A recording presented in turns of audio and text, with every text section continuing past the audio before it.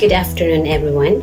I'm here today to present about how Multimedia Instructional Module or MIM changed the way STEM students perceived mathematics.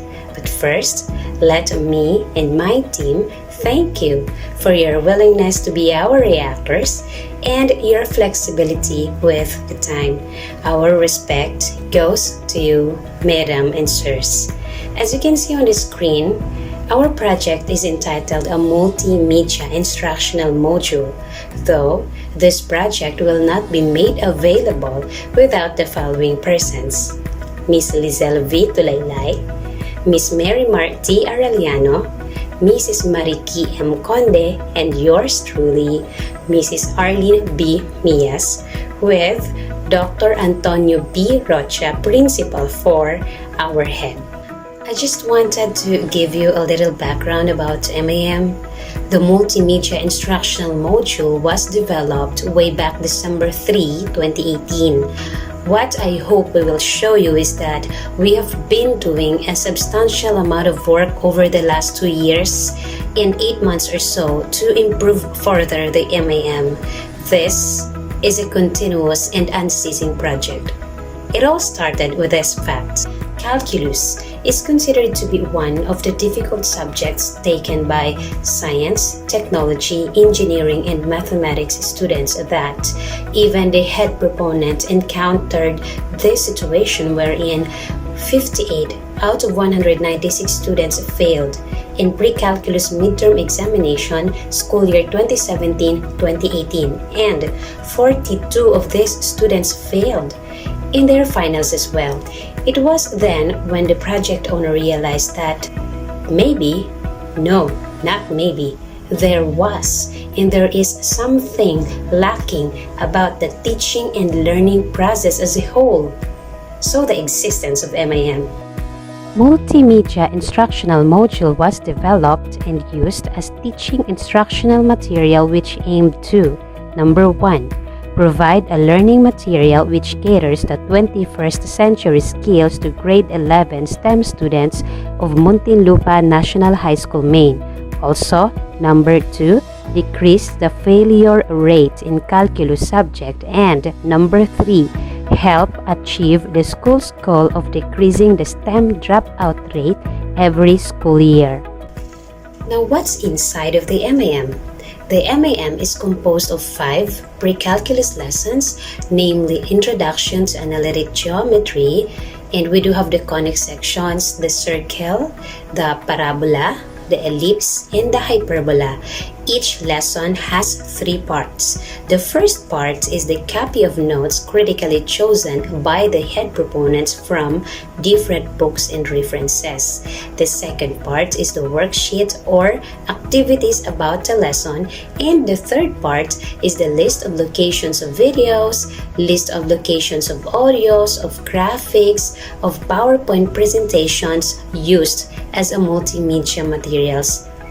I hope we will be able to give some sense of the depth of the work that we have undertaken to develop our MIM and what gives us the confidence to, use it as a tool for teaching and learning. Of course, the researcher subjected the MIM to experts for validity. 3 experts checked and corrected the content of the module. Grade 11 STEM students are allowed to borrow hard copies, while soft copies of all the lessons, videos, audios, images, and PowerPoint presentations used in each lessons in the module can be stored in their USB or cell phones. The project owners see to it that students regularly explore the contents of the module, specifically videos and audio files which were critically chosen for the MIM. The team came up with a solution to help students with difficulties in easily coping with the lessons during discussions.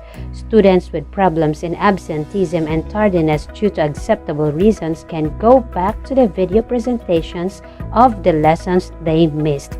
Though we understand that the hard copy of the module is unlikely to be in use in this pandemic, the good thing was that the team included the links directed to the video about the lessons, in which the students' time in searching for the videos about it may lessen.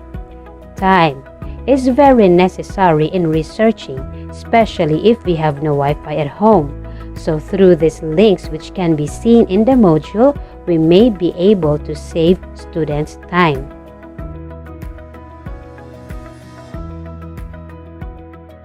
The figure illustrates the source, input, process, output, and customers of this project.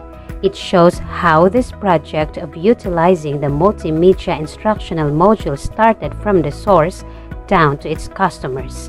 This source was the project owner who initiated it for the purpose of research and continued after proving its effectiveness in increasing the performance of the targeted learners with the experts' help. The main input was the MIM with soft copies of the lessons, PowerPoint presentations, videos, pictures, and other multimedia materials. We were aiming for the high passing rate in pre-calculus subject. The customers are the calculus teachers. They are responsible for validating the content of the module.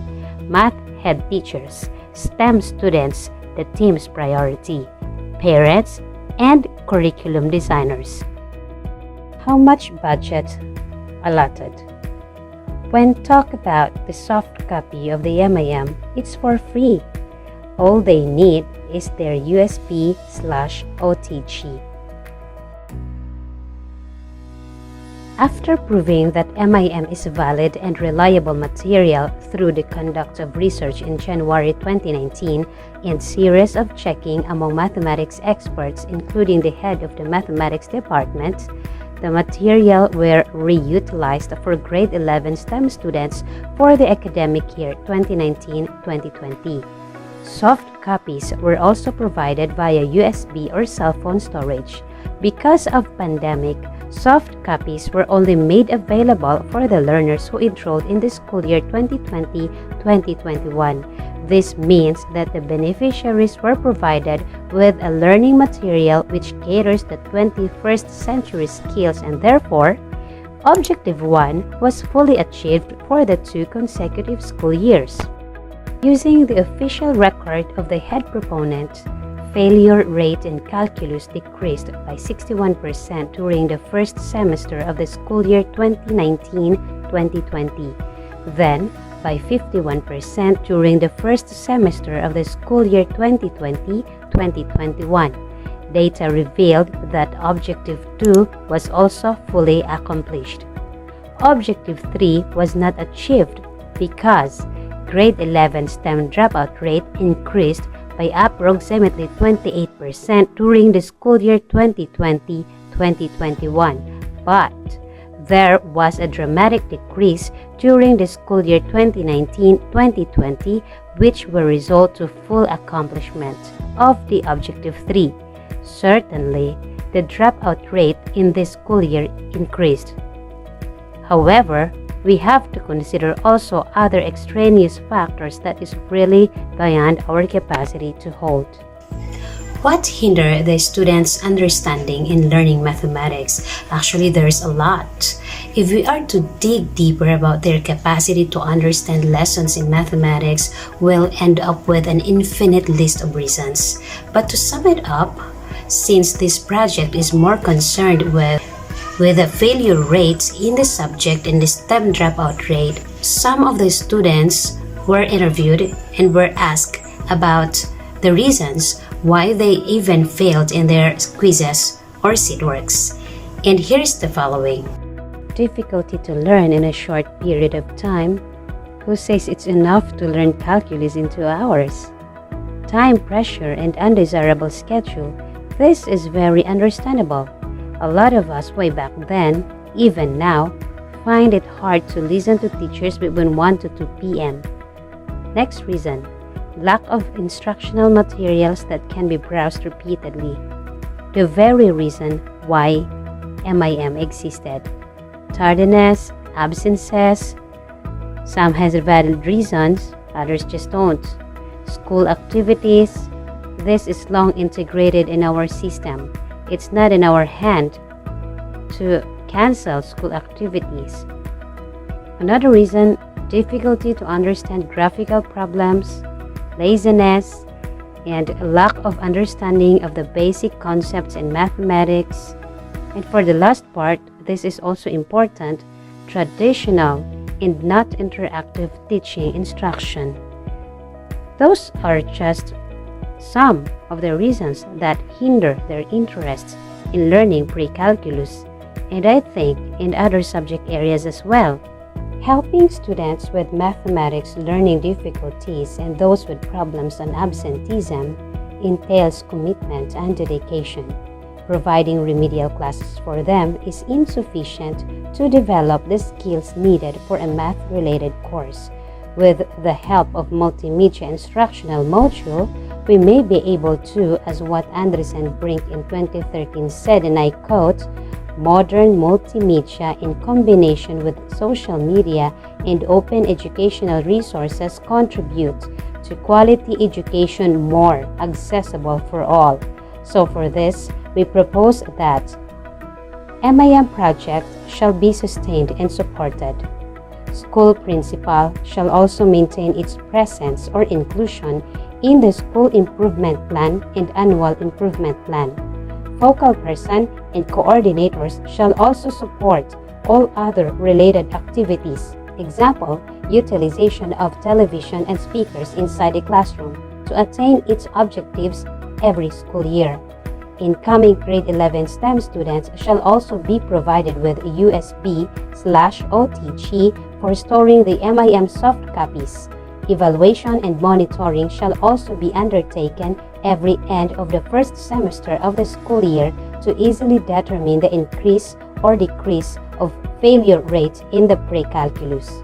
It is worth mentioning that what I presented is particularly relevant to all of us because abruptly, we became writers. We made modules and make it our prior instructional material nowadays. I'd like to add this question that maybe some of you might ask. Why MIM? What's so extraordinary about MIM? Then I'm telling you this, nothing. Nothing so extraordinary. Nothing so extravagant. This is just a simple project. But if the team may be able to at least help students appreciate numbers, and if we may be able to pull the strings for the students not to left behind, then we might say that the simple project produces a great output. This is Arlene B. Mias, the project owner.